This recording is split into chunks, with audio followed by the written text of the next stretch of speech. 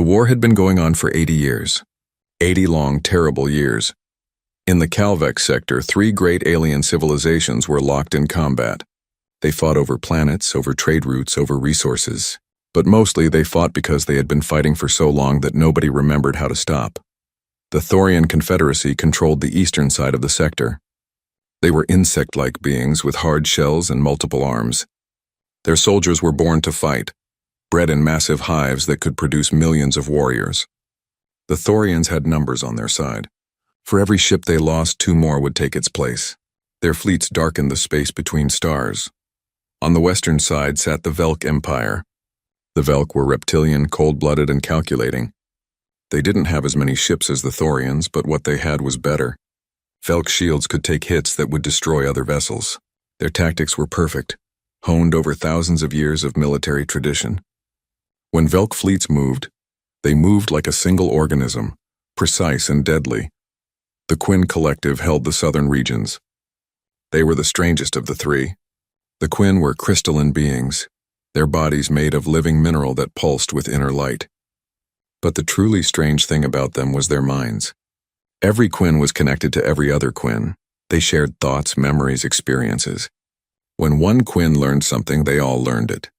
When Quinn ships fought, they fought with perfect coordination because they were, in a sense, one massive mind split across millions of bodies.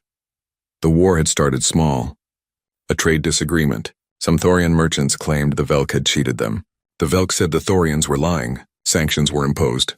Ships were seized. Then someone fired the first shot. That was 80 years ago. Now entire star systems lay dead. Planets that once held billions were empty. Their surfaces scorched by weapons that could crack worlds open like eggs. Space was filled with debris from 10,000 battles. Old hulls drifted in the dark, coffins for the crews that had died inside them. The 3 powers were perfectly balanced. When the Thorians pushed forward, the Velk shields held them back. When the Velk advanced, the Quinn weapons cut them down. When the Quinn attacked, Thorian numbers overwhelmed them. Round and round it went, year after year, death after death. Nobody could win. Nobody would surrender. The Galactic Council watched from afar and did nothing. The Council was made up of dozens of spacefaring species, ancient civilizations that had learned long ago that some wars had to burn themselves out. They sent humanitarian aid when they could.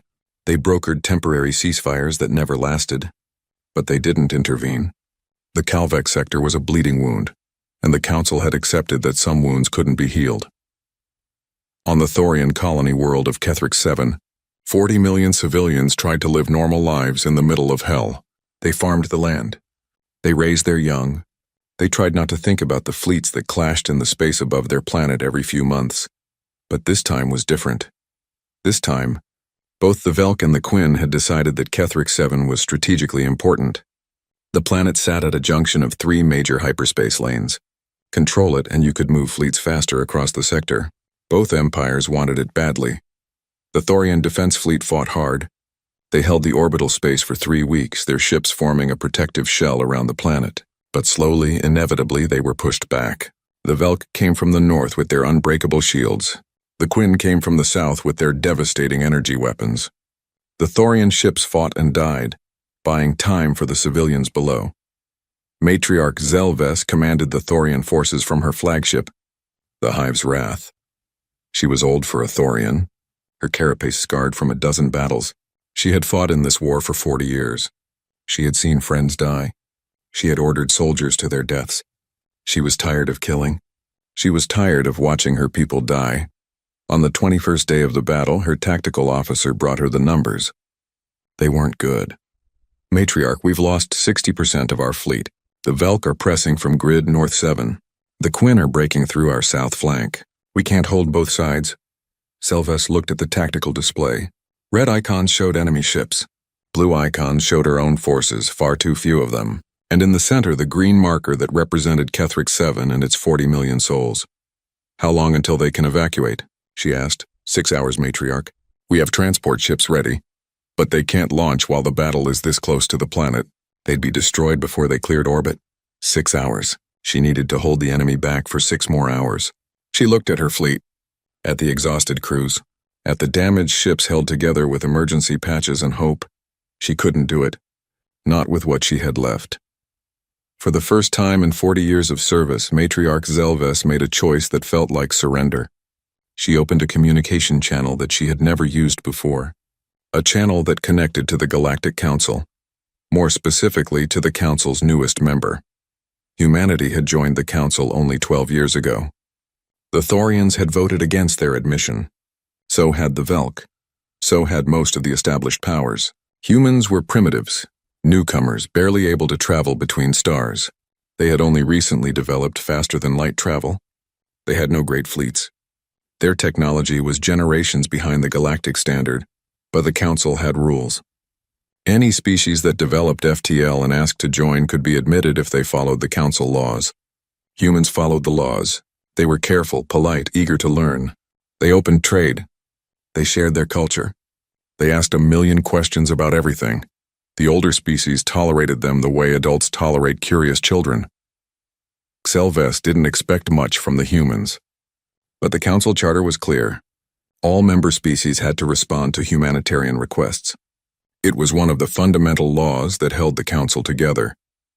If you called for help to save civilians, someone had to answer. The transmission took 3 minutes to reach the nearest human outpost. Another 2 minutes for them to respond. When the answer came, it was in decent Thorian standard, spoken with a strange accent. "This is Rear Admiral Chen Wei of the Terran Defense Fleet.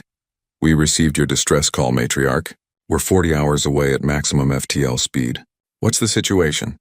Zelves explained quickly. 40 million civilians, 6 hours needed to evacuate. 2 enemy fleets pressing the attack. A defense force that was almost gone. There was a pause. Then Admiral Chen spoke again, her voice calm and professional. "Understood, Matriarch. We'll be there. Hold as long as you can." Chen out, that was it. No promises. No grand declarations. Just, "We'll be there." Zelves felt something she hadn't felt in years. Not hope exactly, but maybe possibility. Her tactical officer looked at her with concern. "Matriarch, forgive me, but the humans, they've been in space for barely a decade. They have small ships, primitive weapons. What can they possibly do against 1,000 Velk and Quinn warships?" Zelves didn't have an answer. She returned her attention to the battle, to the desperate fight to buy just a few more hours. In Earth's home system, 40 light-years from the Calvex sector, Admiral Chen Wei stood on the bridge of the TDS Indomitable, humanity's first and only carrier-class warship. Around her, the crew worked with quiet efficiency, preparing for emergency FTL. Chen was 53 years old, with silver threading through her black hair. She had joined Earth's Navy 30 years ago, back when humanity's greatest achievement was a small station on Mars. She had commanded Earth's defense fleet for 5 years now, ever since humanity had been granted Council membership. It had been a quiet 5 years. Patrol routes, trade escort, meeting with alien dignitaries who looked at humans like interesting pets. No combat, no real challenges. Until now. "Status report," Chen said. Her executive officer, Commander James Morrison, read from his display. "All ships report ready for FTL. We have the Indomitable, 3 destroyers and 2 frigates. Total complement 6 ships. Fighter wings are loaded and ready. 147 craft total." Chen nodded. 6 ships, against an alien fleet of nearly 3,000 vessels. Against weapons that could destroy planets. Against shields that could shrug off nuclear weapons. It should have been suicide. By every logical calculation, it was suicide. But Chen had spent the last 2 hours reading everything humanity's intelligence services had on the Calvex sector war. She had watched battle recordings. She had studied tactical analyses. She had seen 80 years of combat between 3 advanced civilizations. And she had noticed something interesting. "Lieutenant Commander Okonkwo," Chen said, turning to her tactical officer. "You've reviewed the battle data. Tell me what you see." Sarah Okonkwo was 31, brilliant and the best tactical mind in the human fleet. She had been reviewing the Calvex recording since the distress call came in. "They fight like it's a game, ma'am," Okonkwo said. "Formal formations. Predictable maneuvers. They line up their ships, they fire their weapons, they hold their positions. It's like watching ancient naval battles, all broadsides and honor." Chen smiled. "Exactly. They're fighting the way nations fight when warfare becomes institutionalized. When military academies teach the proper way to do battle. When there are rules and traditions." Morrison frowned. "And that's bad for them?" It is if they're up against someone who doesn't follow the rules, Chen said. She pulled up a display showing Earth's own military history. Centuries of warfare, thousands of conflicts, wars fought in every possible way, from massive set-piece battles to guerrilla actions to urban combat to cyber warfare. Wars where there were no rules, where survival was the only goal. Where any tactic that worked was valid. Humanity spent 10,000 years learning how to kill each other, Chen said quietly. We tried every possible way to wage war. We made mistakes. We learned from them. We developed doctrines written in blood. And then finally we stopped fighting ourselves because we realized we were too good at it. We almost destroyed our own planet 3 times. She looked at her crew. The Galactic Council thinks we're primitives because our technology isn't as advanced. But technology doesn't win wars. Tactics win wars. Strategy wins wars. The willingness to do whatever it takes wins wars. Okonkov caught on quickly. You're saying they've forgotten how to really fight. I'm saying they fight with honor. We fight to win. Chen's expression hardened. And right now, 40 million civilians need us to win in 6 hours. She turned to Morrison. Sound battle stations. All hands prepare for combat FTL exit. Deploy all fighters the moment we arrive. Doctrine Omega is in effect. Morrison paled slightly. Doctrine Omega was humanity's no-holds-barred combat protocol. Everything was permitted. Every trick, every unconventional tactic, every piece of strategic ruthlessness that humanity had developed over millennia of warfare. It was the doctrine you used when you absolutely had to win, no matter the cost. Aye, ma'am, Morrison said. Doctrine Omega. May God help them. Chen pulled up the tactical display showing the Calvex sector. 3 massive fleets, thousands of ships, 80 years of institutional warfare. We're not there to help them, Commander, Chen said softly. We're there to help the Thorian civilians. As for the fleets, and she smiled without humor, they're about to get a lesson in how Earth does warfare. The Indomitable and its escort fleet jumped to FTL, racing toward a battle that had raged for 80 years. A battle that humanity was about to end in 60 seconds. Behind them, Earth's high command watched nervously. They had sent their best ship and their best admiral into impossible odds. 6 vessels against thousands. By every reasonable calculation, Chen Wei and her fleet were flying to their deaths. But humanity had stopped making reasonable calculations about warfare a long time ago. Somewhere in the dark between stars, racing at faster-than-light speeds toward the Calvex sector, Admiral Chen Wei sat in her command chair and reviewed the plan one more time. It was brutal. It was ruthless. It was probably going to get some of her people killed. But it would work. It had to work. Because 40 million people were counting on it. The journey to the Calvex sector took 40 hours. 40 hours of traveling through the strange space between spaces, where normal physics didn't quite apply, and the universe folded in on itself to let ships cross distances that should have taken years. On the TDS Indomitable, those 40 hours were not spent resting. Admiral Chen had ordered every department to prepare for combat. But this wasn't the normal kind of preparation. This wasn't checking weapons and running drills. This was something different. This was studying the enemy. In the carrier's main briefing room, Chen gathered her senior officers. The room was designed to hold 30 people, but today only 12 were present. 12 people who would be making decisions that would affect millions of lives. Lieutenant Commander Sarah Okonkwo stood at the front, a holographic display floating in front of her. The display showed the Calvex sector battle zone, updated in real time from long-range sensor drones that the Council had deployed to monitor the conflict. This is what we're walking into, Okonkwo said, her voice clear and professional. The display zoomed in, showing thousands of small icons representing ships. Current count: 847 Thorian vessels, 923 Velk ships, and 1,104 Quinn craft. Commander Morrison whistled low. 2,800 ships. And we're bringing 6. Closer to 3,000 by the time we arrive, Okonkwo corrected. Both the Velk and Quinn are bringing in reinforcements. They want that planet badly. Chen studied the display. Show me their formations. The hologram shifted, pulling back to show the overall tactical picture.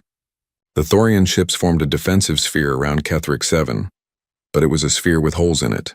The Velk fleet approached from galactic north in a wedge formation, their strongest shields at the front. The Quinn came from the south in a broad line, Their ships spaced evenly. They're very organized, Captain Rodriguez from the destroyer Defiance observed. Beautiful formations, actually. Like watching a ballet. That's the problem, Chen said. They're too organized. Okonkov, show them the battle recordings from 3 weeks ago. The display changed, showing actual footage of combat between the three fleets. Ships lined up facing each other. Energy weapons lashed out in brilliant streams of light. Shields flared as they absorbed impacts. Ships exploded when their shields failed, blooming like deadly flowers in the darkness of space. It looked impressive. It looked powerful, but Chen saw something else. Notice anything strange? She asked her officers. They watched for a minute. Then Captain Yuki Tanaka from the frigate Apollo spoke up. They're not moving much. I mean, they're adjusting position, but they're not maneuvering. Not really. Exactly, Chen said. They fight from fixed positions. They establish formations and hold them. It's like old wet Navy combat from Earth before we had missiles and submarines. Ships of the line, trading broadsides. Okonkwo pulled up another display. It makes sense for their technology. The Velk shields work best when ships overlap their fields. They get stronger together, so they stay in tight formation. The Quinn consciousness sharing works better when they're close, so they group up too. The Thorians rely on numbers and covering fire, so they cluster. And clustering makes them predictable, Chen said. Tactical. Bring up the debris field analysis. Okonkwo pressed a control and the display shifted again. This time it showed something that made several officers lean forward in surprise. Between the fleets, filling the space where most of the fighting had happened, was a massive cloud of wreckage. Destroyed ships, broken pieces of hull, dead engines, shattered weapons. 80 years of war had left a graveyard in space. How much material are we looking at?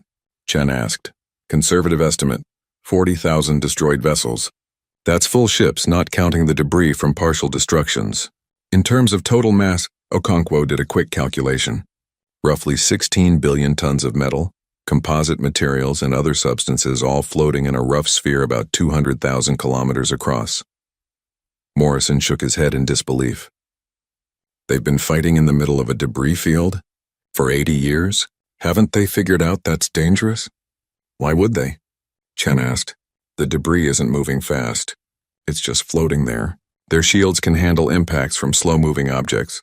To them, it's like fighting in a junkyard. Messy, but not threatening. She smiled, and it wasn't a nice smile. To us, it's ammunition. The officers looked at each other. Chen could see understanding dawning on their faces. You want to weaponize the debris, Rodriguez said slowly. I want to turn their graveyard into our weapon, Chen corrected. Okonkwo, explain the kinetic strike package. Okonkwo pulled up another display showing technical specifications. Human destroyers are equipped with kinetic penetrator rounds. Simple tungsten rods, 40 centimeters wide, 2 meters long. We accelerate them using magnetic rails to 0.15 C. 0.15 C, Tanaka repeated. 15% the speed of light. Exactly. At that velocity, it doesn't matter how good your shields are. You can't dissipate that much kinetic energy. The math doesn't work. The rod punches straight through. Okonkwo highlighted the debris field. Now imagine what happens if we don't shoot the rods at ships. Imagine we shoot them at debris. Understanding rippled through the room. Each impact would turn debris into shrapnel, Morrison said. And at relativistic speeds, that shrapnel would tear through anything in its path. The debris is already spread throughout the battle zone, Rodriguez added. We wouldn't have to aim at individual ships. We'd just have to hit enough debris and let physics do the rest. Chen nodded. That's phase 1. Phase 2 involves our fighter wings. Show them the mine deployment pattern, tactical. Okonkwo brought up a simulation. It showed human fighters scattered across the battle zone in what looked like random patterns, but Chen knew it wasn't random at all. Each fighter would be precisely positioned in 3-dimensional space, part of a larger network. Each fighter carries 20 mine packages, Okonkwo explained. These aren't traditional mines. They're small fusion warheads with basic maneuvering capability and friend or foe identification. Once deployed, they drift with minimal thrust, positioning themselves throughout the battle space. When activated, they all detonate simultaneously. How much damage are we talking? Asked Commander Sarah Kim from the destroyer Tempest. Each mine is roughly equivalent to a 5-kiloton nuclear device, Okonkwo said. We'd be deploying approximately 3,000 mines, all detonating at once, in a space filled with tightly clustered enemy ships. The room was silent for a moment. That's, Morrison started, then stopped. That's brutal. That's total warfare, Chen said flatly. This is what humanity learned how to do over 10,000 years of killing each other. We learned that honor is nice, but survival is better. We learned that the enemy who fights fair is the enemy who loses. She looked at each of her officers in turn. I know this seems harsh. I know it seems wrong. These aliens have been fighting for 80 years, but they've been fighting with rules, with traditions, with a concept of honorable combat. She pulled up an image of Kethric 7 showing the Thorian colony world. But 40 million civilians don't care about honor. They care about living. And we're going to make sure they do. Captain Rodriguez spoke carefully. Admiral, what about after? When the Council sees what we've done? When they realize we don't fight like they do? Then they'll learn an important lesson, Chen said. They'll learn that humanity came to the stars hoping never to use the things we learned on Earth. But we brought those lessons with us just in case. She paused. This is the just in case. The briefing continued for another 3 hours. Chen went over every detail of the plan. Every ship had specific assignments. Every pilot knew their role. Every contingency had a backup plan. When they were done, Chen dismissed everyone except Okonkwo. You disagree with this, Chen said. It wasn't a question. Okonkwo considered her words carefully. I think it'll work, ma'am. The math checks out. The tactics are sound. We'll accomplish the mission. But we're going to kill a lot of people in 60 seconds. Okonkwo met her admiral's eyes. Ships don't just have weapons and engines. They have crews, people, individuals with families and hopes and dreams. We're going to end thousands of lives in 1 minute. Chen was quiet for a long moment. Yes, we are. And that's going to stay with us for the rest of our lives. Every decision I make in that minute, I'll remember. Every person who dies because I gave an order, I'll carry that. She turned to face her tactical officer directly. But here's what I know. If we don't do this, 40 million Thorian civilians die. If we don't do this, this war continues for another 80 years and billions more die in the fighting.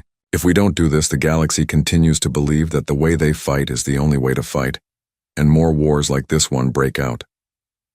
So we become the monsters? Okonkwo asked quietly. So we become the people willing to do monstrous things for the right reasons, Chen corrected. There's a difference. Monsters enjoy the killing. We don't. But we do it anyway because someone has to. Okonkwo was silent, processing this. If you want to transfer to a non-combat position, I'll approve it right now, Chen said. No questions asked. No mark on your record. I need you for this mission, but I won't force you to carry this weight if you can't. Okonkwo thought about it. Really thought about it. Then she shook her head. No, ma'am. I'm with you. If someone has to carry this weight, better it's people who understand what it means. Chen smiled sadly. Then let's go save 40 million people. The final hours before arrival were spent in preparation. Fighter pilots ran simulations. Weapons crews checked their systems obsessively. The destroyers loaded their kinetic penetrators. The frigates prepared for their high-speed run. In her quarters, Chen wrote letters.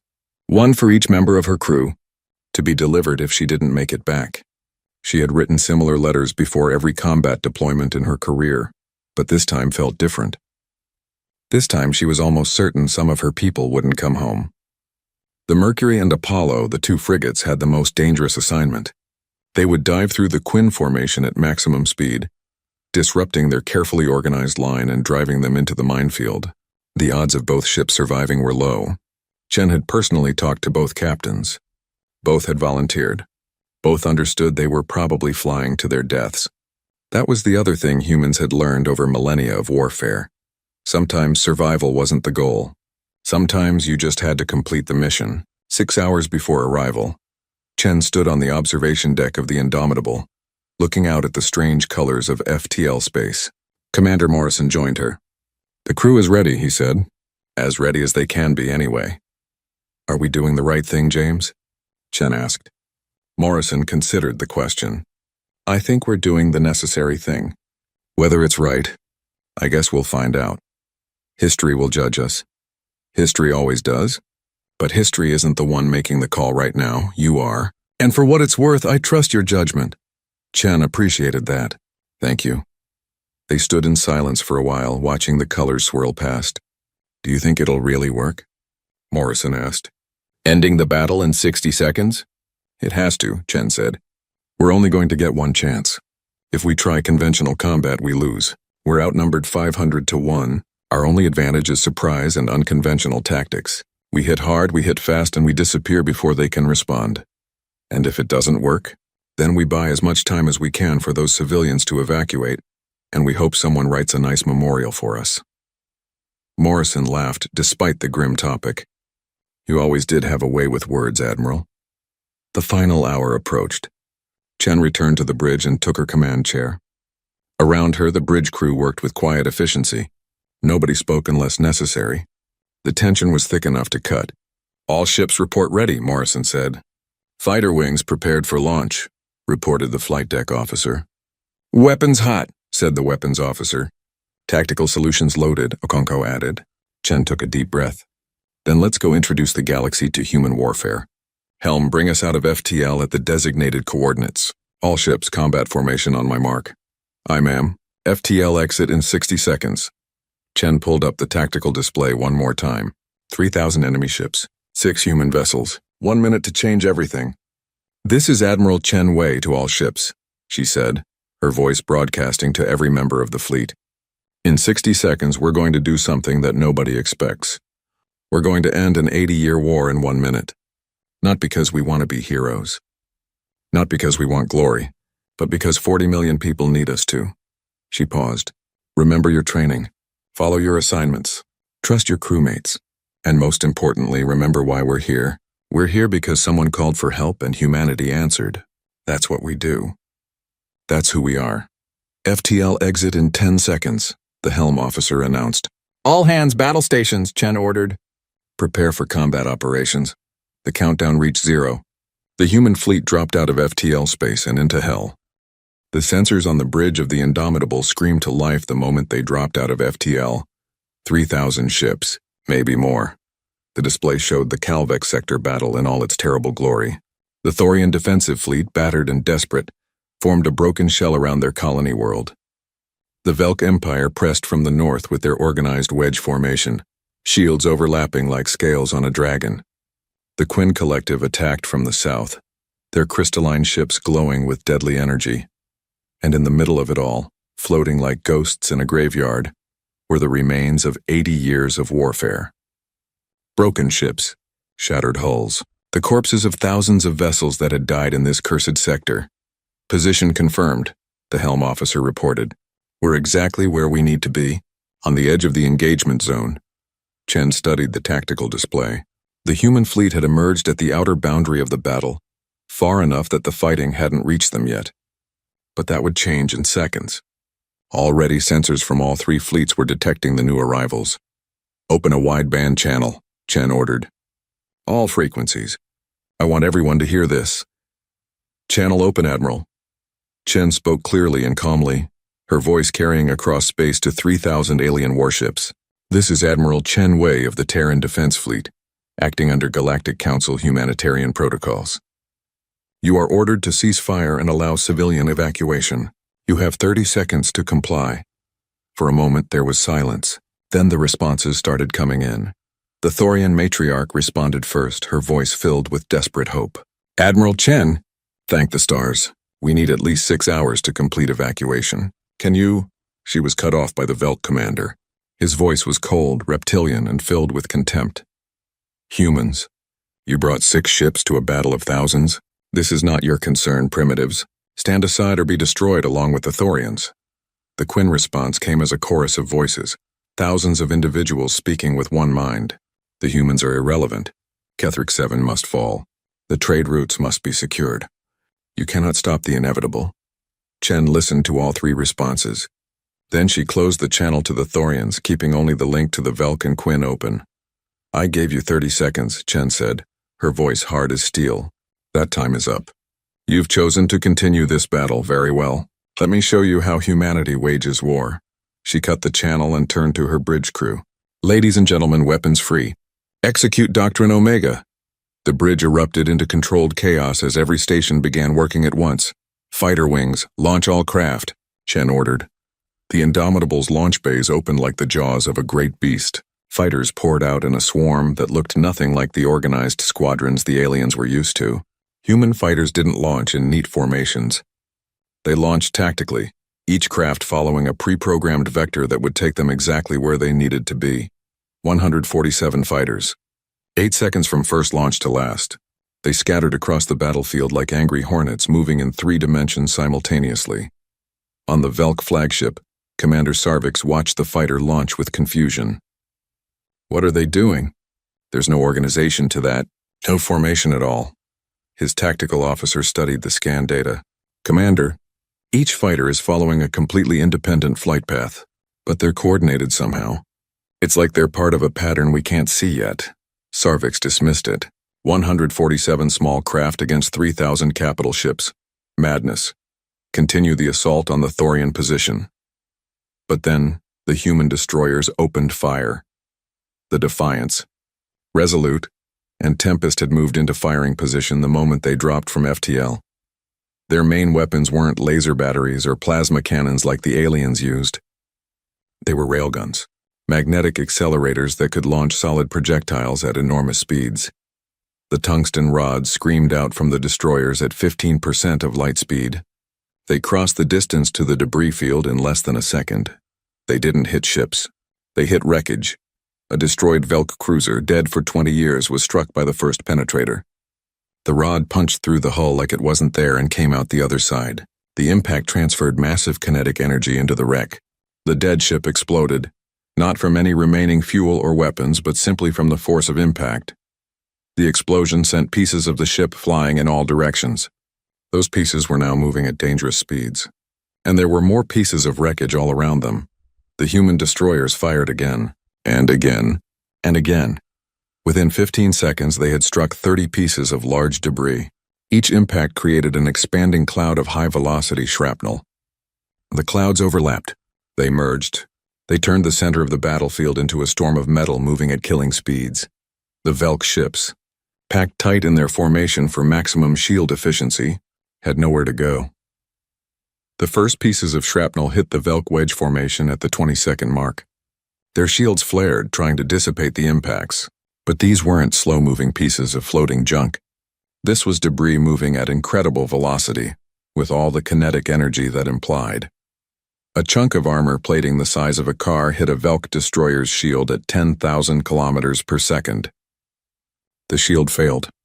The plating continued through the ship's hull, through its interior and out the other side. The destroyer vented atmosphere and began to spin out of control, and it wasn't alone. Across the Velk formation, ships were being hit. Shields were collapsing. Hulls were breaching. Evasive maneuvers. Commander Sarvix screamed. Break formation. Break formation now. But breaking formation meant their shields would stop overlapping. It meant each ship would be vulnerable on its own. And the Velk had trained for 80 years to fight in formation. The change didn't come quickly enough. On the other side of the battlefield, the Quinn Collective was having its own problems. The human frigates Mercury and Apollo had begun their attack run at the 25-second mark. They didn't fire weapons. They didn't slow down. They simply accelerated to maximum speed and dove straight into the Quinn formation. It was insane. It was suicidal. The Quinn ships filled space with energy weapons, trying to destroy the frigates before they could get close. The Mercury was hit multiple times. Its forward shield collapsed. Then its hull was breached. But the ship's momentum carried it forward, straight through the center of the Quinn line. The Quinn ships were forced to scatter. They couldn't maintain their organized formation with a human warship, flying through them at maximum combat speed. The crystalline vessels moved apart, trying to avoid collision, which pushed them directly into the area where the human fighters had been seeding mines. Captain Rodriguez, commanding the Mercury, watched her ship die around her. Hull breaches on 3 decks. Engine room gone. Life support failing. But she had made it through the Quinn formation. The Apollo was still intact, completing its own run. All hands abandon ship, Rodriguez ordered calmly. Repeat all hands to escape pods. It's been an honor serving with you. She stayed at her post as her crew evacuated, keeping the ship on course for just a few more seconds, just long enough to complete the mission. The Mercury exploded at the 40-second mark. 23 crew members died with their captain. But they had done their job. The Quinn formation was broken. The mines activated. 3,000 fusion warheads, each one small but deadly, had been drifting throughout the battle space. The human fighters had placed them with mathematical precision over the last 30 seconds. Now synchronized by the tactical computers on the Indomitable, they all detonated at once. The Quinn fleet, clustered close together so they could share consciousness across their ships, found themselves in the center of a nuclear firestorm. Crystalline hulls, beautiful and strong, shattered under the fusion blasts. The Quinn shared mines screamed in agony as hundreds of ships died at once. Individual Quinn by the millions linked together experienced death simultaneously, but Chen wasn't done. At the 50-second mark, she ordered the Indomitable to fire its main batteries. But again, she didn't target ships. She aimed at the atmosphere of Kethric 7. The carrier's plasma lances reached down through space and superheated a section of the upper atmosphere directly above the planet's major continent. The air literally began to boil. A massive thermal plume rose from the planet, a tower of heat and light that could be seen across the system. Every sensor on every ship in the battle zone was suddenly blinded by the heat signature. Targeting systems failed. Long-range scans became useless. The entire center of the battlefield became a confusion of thermal noise and electromagnetic interference. In that confusion, at the 58-second mark, 3,000 mines all detonated. The synchronized detonations created a cascade effect. Ships near the mines were destroyed instantly. Ships farther away had their shields collapse from the overlapping blasts. And in the center of it all, the debris field that the human destroyers had turned into a weapon continued to tear through anything in its path. The Velk fleet, proud and organized, lost 647 ships in those final seconds. Their formations shattered. Their ships scattered. Those that survived were damaged, shields down, weapons offline. The Quinn fleet fared worse. 891 crystalline vessels were destroyed. The shared consciousness was traumatized by the sudden loss of so many individuals. The surviving ships stopped fighting entirely, their crews overwhelmed by the psychic backlash of mass death. Even the Thorian fleet took losses. Matriarch Zelves had received a coded transmission from Admiral Chen exactly 3 seconds before the main assault. The message was simple: scatter, now. The Thorians broke their defensive formation and dispersed as much as they could in 3 seconds. It saved thousands of lives, but they still lost 203 ships to the shrapnel storm and the mine detonations. At exactly the 60-second mark, the battle ended. Not because everyone was dead, not because one side had won, but because Admiral Chen Wei opened a channel and spoke into the sudden silence. The evacuation corridor is now open. You have 6 hours. Any ship that fires a weapon will be destroyed. Are we clear? Nobody responded. Nobody dared. On the Velk flagship, Commander Sarvik stared at his tactical display in shock. 647 ships gone. In 1 minute. His formation was destroyed. His fleet was crippled, and the humans still had all 6 ships operational. On the Quinn command vessel, the collective struggled to process what had happened. So many minds lost, so much death all at once. They couldn't fight. They could barely think. On the Thorian flagship, Matriarch Zelves looked at her sensors and felt something she hadn't felt in 40 years of warfare. Fear. Not fear of her enemies. Fear of her allies. The humans had just done something that 3 advanced civilizations, fighting for 80 years, had never managed. They had ended a major battle in 60 seconds. Without superior technology, without overwhelming numbers. They had done it with tactics that no council species had used in thousands of years. Brutal, ruthless, efficient tactics that treated space warfare not as an honorable duel, but as a problem to be solved. And they had solved it. Admiral Chen sat in her command chair watching the tactical display. The 3 fleets were in chaos. Ships drifted without direction. The mines had all been used. The debris field was settling. The thermal bloom from the planet was fading. It was over. Status report, she said quietly. Commander Morrison read the numbers, his voice shaking slightly. 1 frigate destroyed. The Mercury is gone with all hands. 23 crew lost. The Apollo is heavily damaged but intact. 14 fighters destroyed. 14 pilots lost. All other ships operational but need repairs. 37 dead. 37 people who had followed Chen's orders into battle and never came home. Chen felt the weight of each death settle on her shoulders. She would carry them for the rest of her life. Open a channel to the Thorian matriarch, Chen ordered. The channel opened. Matriarch Zelvis appeared on the screen, her compound eyes wide. "The corridor is clear, Matriarch," Chen said. "Begin your evacuation. We'll maintain position and ensure no one interferes." "Admiral Chen," Zelvis struggled to find words. "What? What did you just do?" Chen's expression was hard. "I completed my mission. 40 million civilians need to evacuate. They have 6 hours. Nothing else matters." She cut the channel and turned to her crew. "Maintain combat readiness. If anyone so much as powers up a weapon, I want to know about it immediately." The bridge crew worked in silence. Around the Indomitable, the human fleet held position, 5 ships and 133 fighters, standing guard over a corridor of peace in the middle of a war zone. And throughout the Calvec sector, on 3,000 ships belonging to 3 great civilizations, people were starting to understand something important. Humanity had just introduced the galaxy to something it had forgotten existed. Real warfare. Total warfare. Warfare without rules or honor or tradition. Warfare where the only goal was to win. And humanity had won in 60 seconds. The evacuation began 20 minutes after the battle ended. Thorian transport ships rose from Kethric 7 by the hundreds.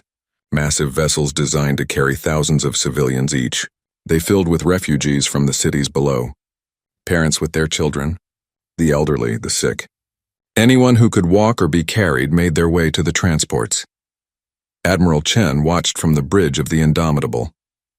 The human fleet maintained its position at the edge of the evacuation corridor, weapons armed and ready. But there was no need to fire. Nobody challenged them. Nobody even came close. The 3 alien fleets had pulled back. They were regrouping, counting their losses, trying to understand what had happened. Commander Morrison approached Chen with a data pad. "Preliminary damage assessment is complete, Admiral. The numbers are significant." Chen took the pad and read. Velk Empire, 647 ships destroyed, 218 severely damaged.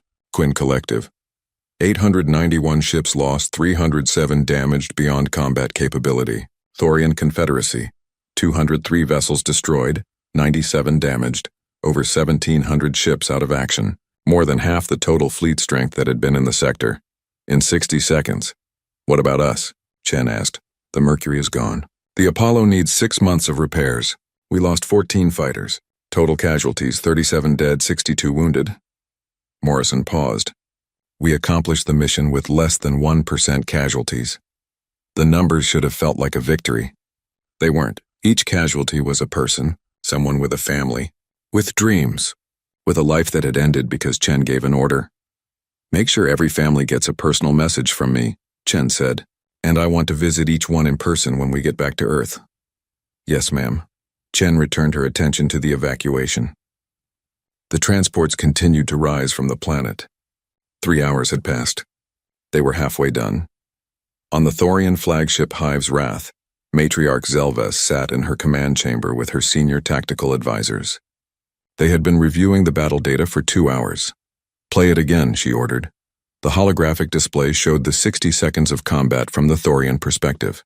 Her advisors had broken it down moment by moment, analyzing every human action. "They didn't fight a battle," her chief tactician said. His voice held a mixture of awe and horror. "They executed an operation. Every action was calculated for maximum effect. Every shot had a purpose."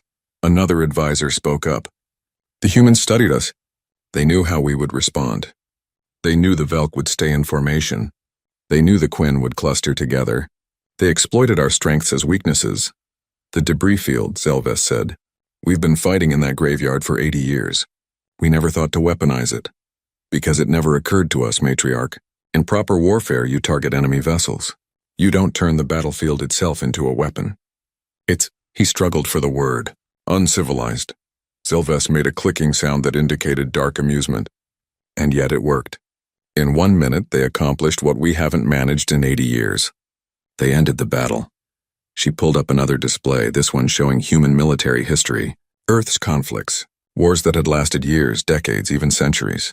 Billions of humans killing each other with every weapon imaginable. "Look at this," she said to her advisors. "This is their history. They fought wars of extinction against themselves. They developed weapons that could destroy their entire planet. They learned every possible way to kill." She paused, and then they stopped. They unified. They came to the stars hoping to never use those lessons again. But they brought the lessons with them, the chief tactician said. Yes, they did. Zelves looked at the evacuation data. 4 hours complete now. Almost done. We called for help and they answered.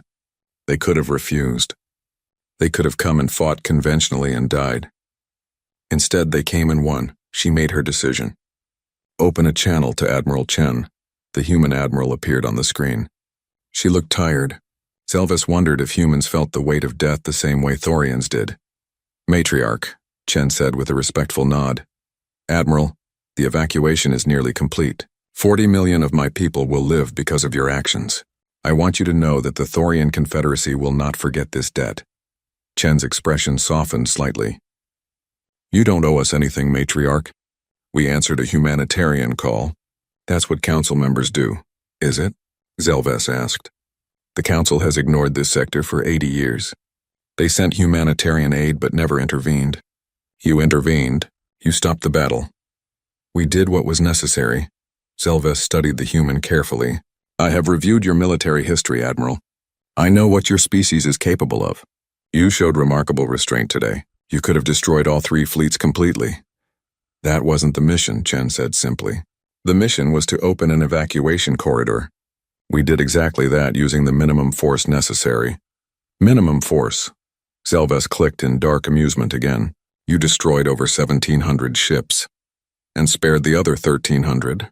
We could have killed them all. Chen's voice was hard. We chose not to. That's the difference between us and what we could be. The channel closed. Zelves sat back in her command chair thinking about those words. Humans were warriors who chose peace. That made them more dangerous than warriors who only knew war. On the Velk flagship Pride of the Empire, Commander Sarvix was having a very different conversation. This is unacceptable, he roared at his staff. We are the Velk Empire. We have the finest military tradition in the galaxy, and we were humiliated by primitives. His chief weapons officer spoke carefully. Commander, with respect, they are not primitives. Their tactics were sophisticated. Brutal, but sophisticated. Sarvix slammed his clawed hand on the console. They cheated. They used the debris field as a weapon. They sent ships on suicide runs. They violated every principle of honorable combat. Perhaps, his tactical officer said. But they won. In 60 seconds, they achieved what should have been impossible. Sarvix wanted to argue, but he couldn't. The data was clear. The human fleet had executed a perfect attack. Every element had worked together. Every ship had played its role. And the Velk formation, perfect by every military standard, had been torn apart. Pull up their military history, he ordered. The display showed conflicts from Earth, wars that made Sarvix's blood run cold. Weapons of mass destruction used on civilian populations, entire cities burned, tactics that ignored every concept of honor. His tactical officer pointed to one particular conflict. This one is called World War II. 60 million humans died. They fought in every environment imaginable. They developed tactics for urban warfare, submarine warfare, aerial bombardment, amphibious assault. They learned how to fight in ways we abandoned thousands of years ago. Why would they fight like that? Sarvix asked. Without honor? Without rules? Because they were fighting for survival. When species fight wars of extinction, honor becomes a luxury they can't afford. Sarvix stared at the data, at the casualty counts, at the weapons, at the sheer brutality of human warfare. They're not fighting for extinction now, he said. They're part of the Council. They've joined galactic civilization. Yes, Commander. But they remember. They know how to fight without rules. And today they showed us what that means. Sarvix dismissed his staff and sat alone in his command chamber. His fleet was crippled. His formation was broken. His pride was shattered. But worse than all of that was the knowledge that the humans had held back. They could have done so much worse. Admiral Chen had said it herself, minimum force necessary. If this was minimum force, what did maximum force look like? For the first time in his long military career, Commander Sarvix felt fear of an enemy. The Quinn Collective's response was different from both the Thorians and the Velk. The Quinn shared a collective consciousness. When one Quinn experienced something, they all experienced it. When one Quinn died, they all felt the loss. 891 ships meant millions of individual Quinn, all dying at once. All connected. all sharing their death with the rest of the collective. It had nearly broken them. In the aftermath, the collective struggled to process what had happened. Individual Quinn minds argued with each other in the shared consciousness. Some wanted revenge, some wanted to withdraw completely, some wanted to understand. Gradually, a consensus formed. The collective decided to analyze the human attack from every angle. They reviewed the tactical data. They studied human history. They examined every decision Admiral Chen had made. And slowly they began to understand. The humans had identified the Quinn's fundamental weakness. The collective shared consciousness worked best when Quinn ships stayed close together. So the humans had driven them together, then detonated fusion weapons in their midst. The humans had known this would cause maximum casualties. They had planned for it. They had executed it perfectly. It was the most precise application of violence the Quinn had ever witnessed. In their shared consciousness, the collective reached a conclusion. The humans were not simply warriors. They were something more dangerous. They were problem solvers who used warfare as a tool. When the Quinn encountered a problem, they thought about it collectively and found a solution through consensus. When humans encountered a problem, they studied it, identified weaknesses, and exploited those weaknesses with ruthless efficiency. The collective made a decision. They would not fight humans, ever.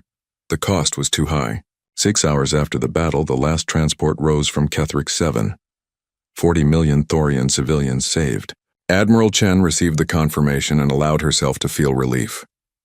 The mission was complete. They had done it. "Prepare for FTL jump," she ordered. "We're going home."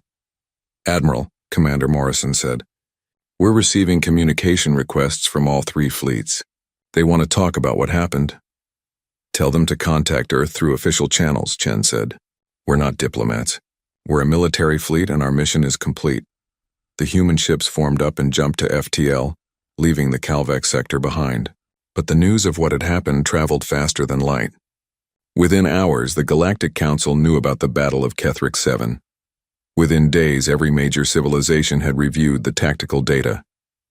Within weeks, the battle was being taught in every military academy in known space. The 1-minute war, they called it. And humanity's reputation changed forever. Before Kethric 7, humans were seen as naive newcomers, primitives with crude technology and simple minds, species to be tolerated and taught. After Kethric 7, humans were seen as something else entirely. Dangerous, capable, ruthless when necessary, but also restrained, careful, precise. Warriors who chose peace but remembered war. The Galactic Council called an emergency session 3 weeks after the battle. The debate was fierce. Some council members argued that humanity had violated the principles of civilized warfare, that their tactics were barbaric and should be condemned. Others argued that humanity had accomplished exactly what the council had failed to do for 80 years. They had ended a war, they had saved millions of lives, and they had done it without conquering territory or demanding tribute. Matriarch Zelves spoke to the council, her voice carrying across the chamber. "I called for help and humanity answered. They came with 6 ships to face 3,000. They could have refused. They could have failed. Instead, they succeeded. 40 million of my people live because Admiral Chen Wei made hard choices." She paused, looking at each council member. "You want to condemn them for their methods? Fine. But remember this. When your people need help, when your civilians are dying, when you call for aid, would you want them to refuse because you once called them barbaric?" The debate continued for hours. Finally, a vote was called. The motion to censure humanity for their tactics failed. The motion to commend humanity for their humanitarian intervention passed. And a new motion was raised, one that changed the galaxy forever. From this day forward, the Terran Defense Fleet would be authorized to act as peacekeepers in Council space. When conflicts threatened civilian lives, humanity could intervene. It passed unanimously. Admiral Chen Wei learned about the vote while the Indomitable was still 3 days from Earth. She stood on the observation deck looking at the stars, thinking about what it meant. Humanity had come to the stars hoping to explore, to learn, to make friends. Instead, they had become the galaxy's enforcers, the ones you called when peace needed to be made by force. Commander Morrison found her there. "Penny, for your thoughts?" "I'm wondering if we did the right thing," Chen said. "Not the battle.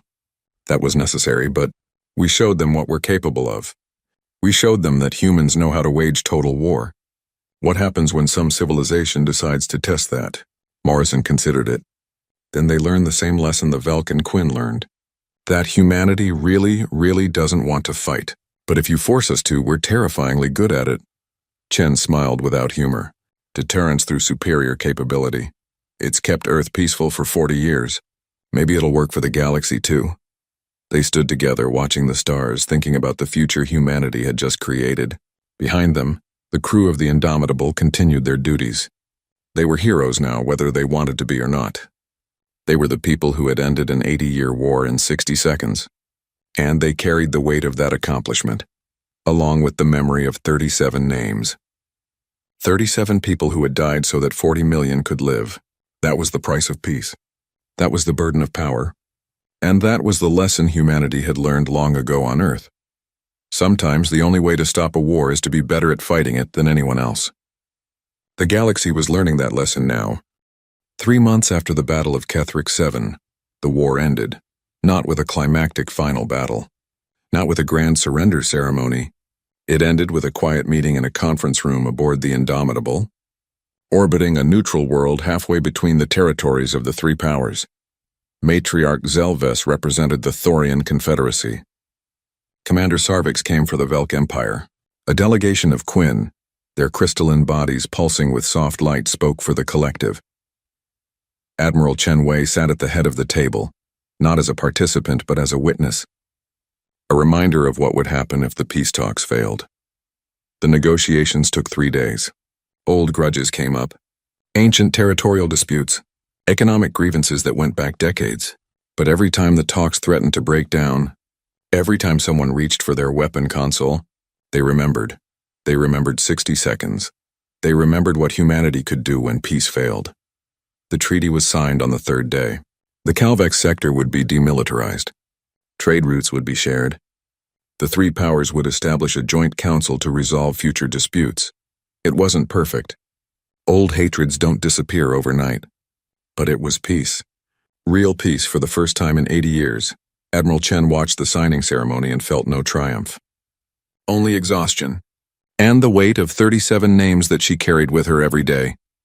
After the ceremony, Matriarch Zelves approached her privately. Admiral Chen, I wanted to thank you again. Not just for saving my people, but for forcing us to stop fighting. Chen nodded politely. I hope the peace holds, Matriarch. So do I, but I must ask you something. Zelves leaned closer. You demonstrated something at Kethric 7. You showed us that humanity understands warfare at a level we had forgotten. But you also showed restraint. You stopped when you could have continued. Why? Chen was quiet for a moment. Because destruction is easy, Matriarch. Any fool with a weapon can destroy. The hard part is knowing when to stop. Knowing when enough is enough. Is that a human philosophy? It's a lesson we learned the hard way. We spent 10,000 years destroying each other. We got very good at it. Too good. We nearly ended our own species 3 times. Chen's voice was heavy, so we made a choice. We decided that just because we could destroy something didn't mean we should. We decided that true strength is using just enough force to achieve your goal, then stopping. Zelves clicked thoughtfully. You came to the stars hoping to never use those lessons again. Yes, but we brought them with us, just in case. Chen smiled sadly. This was the just in case.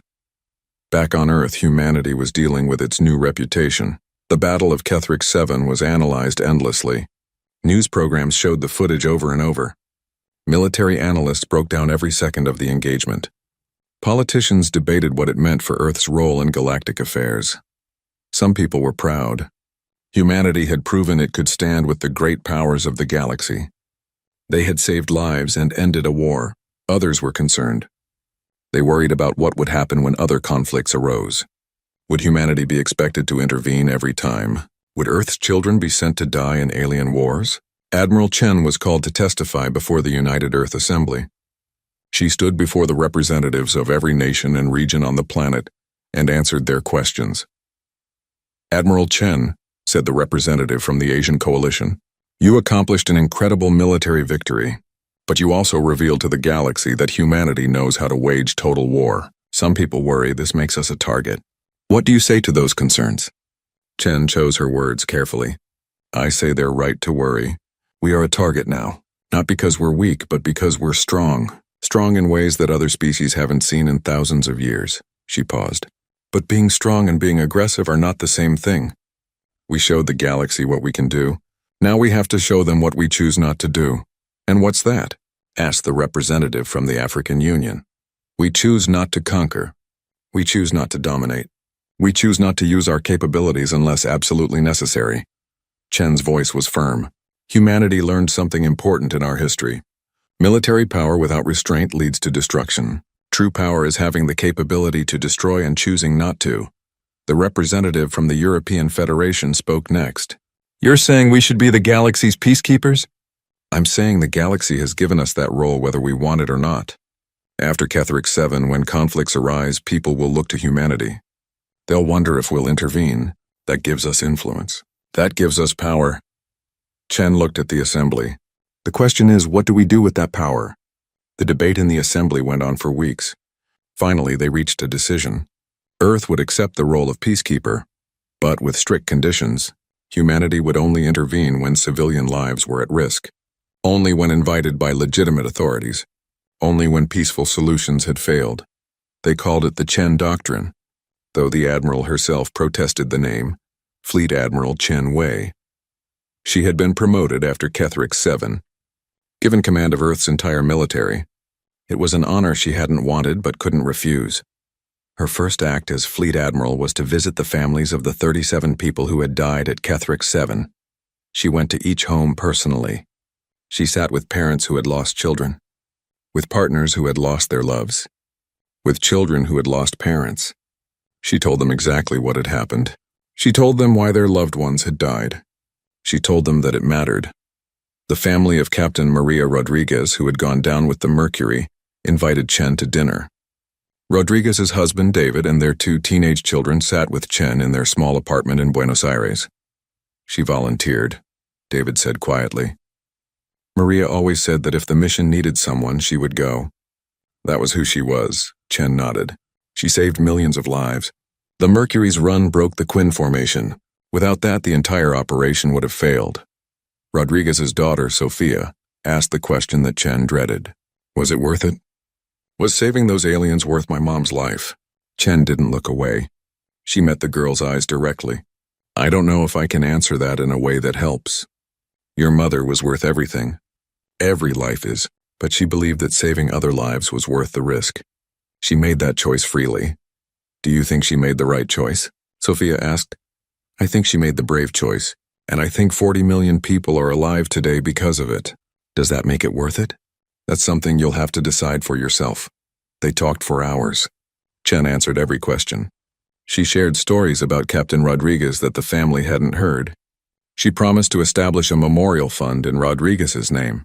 When she left, David walked her to the door. Thank you for coming, Admiral.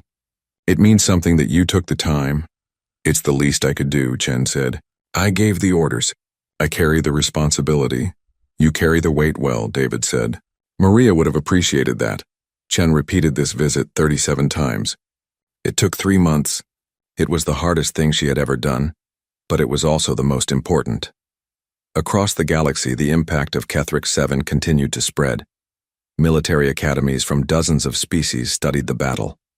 They called it the 1-minute war, and it became required learning for any tactical officer. The lessons were clear. Humans compartmentalize warfare. They separate civilian from military targets. Humans use their environment as a weapon. They don't just fight in space, they fight with space. Humans study their enemies and exploit weakness without mercy or hesitation. Humans plan for exact outcomes, not extended campaigns. But the most important lesson was this. Humans remember. They carry the knowledge of 10,000 years of warfare, and they will use it if forced. The political impact was just as significant. When border disputes arose, when trade conflicts heated up, when old grudges threatened to explode into violence, someone would always say, "Do we really want the humans to solve this for us?" It became a shorthand for asking whether people wanted outside intervention, whether they wanted their war to end in 60 seconds. Usually the answer was no, which meant they found peaceful solutions instead. Humanity became the galaxy's referee, not because they wanted the role, but because everyone else was afraid of what would happen if they forced humanity to intervene. It was deterrence on a galactic scale. Commander Sarvix of the Velk Empire had spent 3 months studying humanity. He read their history, he watched their entertainment. He tried to understand how a species could be so contradictory. Humans created beautiful art and terrible weapons. They wrote poetry about love and tactical manuals about efficient killing. They built cities of glass and steel, then practiced urban warfare techniques for destroying those same cities. Finally, he decided to visit Earth himself. He arrived on a diplomatic visa with a small security detail. He toured the capital. He met with government officials. He saw the museums and monuments, and then he asked to visit a specific place. The memorial garden sat in the center of Geneva, where the United Earth government was headquartered. It was a peaceful place with trees and flowers and quiet paths. In the center stood a monument, 37 names carved in stone, the crew of the Mercury and the 14 pilots who had died at Kethric 7. Commander Sarvix stood before the monument for a long time. His security detail waited at a respectful distance. Fleet Admiral Chen found him there. She had heard about his visit and guessed where he would go. "Commander," she said politely. "Admiral." Sarvix didn't look away from the monument. "I wanted to see this. To understand. Understand what? How you can be so deadly and so careful at the same time. How you can destroy my fleet in 60 seconds and then mourn your own losses so deeply." Chen stood beside him, looking at the names. Names she knew by heart. "Because they're not contradictory, Commander. They're connected. We're deadly because we know the cost. We're careful because we've paid it too many times." "I don't understand humans," Sarvix admitted. "Most humans don't understand humans either," Chen said with a slight smile. "We're complicated. We can be the best and worst of things sometimes at the same time." Sarvix finally turned to face her. "I came to Earth to learn if you're a threat to the Velk Empire. To determine if we should build defenses against you, form alliances to counter your power. And what have you decided? That you're the most dangerous species in the galaxy. And the safest."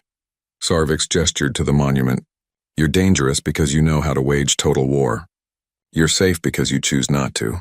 You're dangerous because you're ruthless. You're safe because you're restrained." "We're just trying to do the right thing," Chen said. "We don't always succeed, but we try." "That's what makes you terrifying," Sarvix said.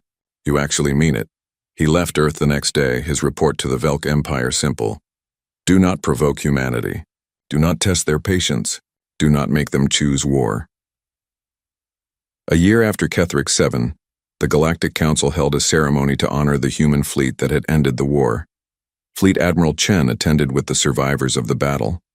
The crew of the Indomitable and its escort vessels stood at attention as speakers from across the galaxy praised their actions. Matriarch Zelves spoke about the 40 million lives saved. A Quinn representative acknowledged that humanity had taught them a valuable lesson about humility. Even Commander Sarvix grudgingly admitted that humanity had accomplished something remarkable. But Chen's mind was elsewhere. She thought about Captain Rodriguez going down with her ship, about the 14 pilots who had flown into the minefield knowing some wouldn't return, about the 37 names carved in stone back on Earth. When it was her turn to speak, Chen kept it brief. "We did what we had to do. We don't celebrate it.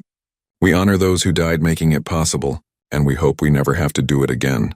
The ceremony ended. Dignitaries returned to their ships. Life went on. That evening, Chen stood on the observation deck of the Indomitable looking at the stars. Lieutenant Commander Okonkwo found her there. "You okay, Admiral?" "Just thinking," Chen said. "A year ago we were unknowns. The primitive humans who barely knew how to travel between stars. Now we're the species everyone fears and respects. Does it bother you?" "Sometimes. I came to space to explore, to see new things, to meet alien species and learn from them." Chen smiled sadly. "Instead, I showed them how to kill efficiently." "You showed them how to stop killing," Okonkwo corrected. "The war is over. The sector is at peace. Millions of people are alive who would be dead. At the cost of 37 of our own. Yes, and we carry that. We remember them. That's what separates us from the monsters, Admiral. Monsters don't care about the cost. We do." Chen thought about that. About the families she had visited. About the memorial garden. About the weight she carried every single day. "Do you think we did the right thing?" she asked. "I think we did the necessary thing." And we did it with as much restraint as possible. We could have destroyed all 3 fleets. We chose not to. That matters, does it? We still killed thousands, yes, and saved millions. Both things are true. Both things will always be true.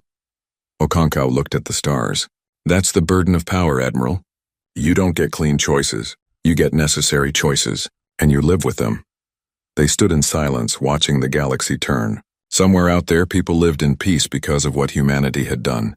Children grew up safe. Families stayed together. Wars that might have started never did, because people remembered what happened when humans intervened. It wasn't a perfect solution, but it was something.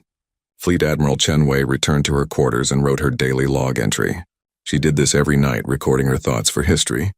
1 year since Ketheric 7, she wrote, "The galaxy sees us differently now. They respect our power. They fear our capabilities. They appreciate our restraint." She paused, thinking about what to write next. But the most important thing we showed them is this. Humanity came to the stars hoping to never use the lessons we learned on Earth. We wanted to explore, to learn, to grow. We didn't want to be warriors. But when we had to be, we were the best warriors the galaxy had seen in millennia. Not because we're stronger or smarter or better equipped, but because we remember. We remember every mistake, every innovation, every tactic that worked and every strategy that failed. We remember 10,000 years of warfare, and we carry that knowledge with us, hoping never to use it again. But ready to use it if we must. Chen closed the log and looked at the photo she kept on her desk. The crew of the Mercury. 23 faces smiling for the camera before their final mission. She touched the frame gently. "You made it matter," she whispered. "I promise you that." In the years that followed, humanity's reputation as peacekeepers grew. 3 more times, Chen led fleets into conflict zones. 3 more times, the mere presence of human ships convinced combatants to negotiate rather than fight. Earth built more ships, trained more crews, prepared for conflicts they hoped would never come. And across the galaxy, in military academies and government chambers, in peace negotiations and treaty discussions, people remembered the lesson of Ketheric 7, that humanity was the species that knew how to wage total war, but chose not to. That they were the warriors who preferred peace. That they were the ones you called when you needed help, and the ones you never wanted to provoke. That in 60 seconds they had changed the galaxy forever, and that sometimes the best way to ensure peace is to be really, really good at war.